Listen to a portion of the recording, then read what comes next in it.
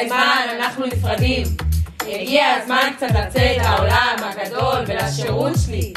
בא לי איזה חופשה ולבלות עם איזה מורה, ואת האמת, בואו נזכר איך הכל פה קרה. נתחיל? הכל התחיל בקרב קטן, זמן, באולפי שצמחת עליה, חנן, וואלה חטיבה של החיים, צחוקים, וואי, איזה כיף היה.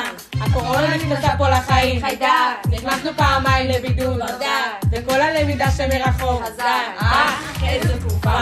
אבל אני מת על האולפנה, איך פה כל שכבה היא אגדה, ואיך הצוות נדיר על רמה, כי אין על האולפים משפחה, היידה! עונש מיני תשפט! מחזור ד' היידה, היידה, היידה! ואחרי זה המשכנו לעשות קצת בלגן, אבל תגידו על חיות שלנו, בלי זה אין עניין. שעמם רק ללמוד. עלינו לתיכון במחולות, והצטרפנו לגדולות, מדרשה, טיולים ומסעות, חפלות עם המורות, ידע לפי בזה כבר סיפור אחר, הבגרויות מגיעות כל כך מהר, ואת אוכל הופך לחבר, בעצם הכי חשוב להתחזק באמונה. אז מה אנחנו נאחל לכם?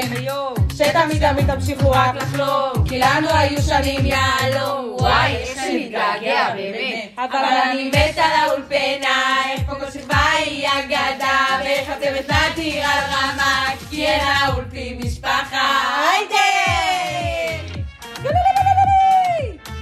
סוף שנה! מי היה מאמין?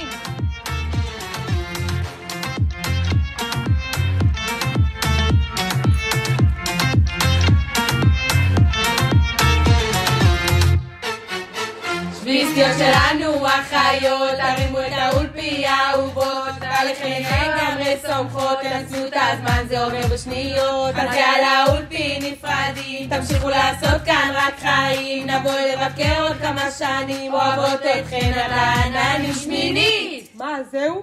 כן, זה נגמר.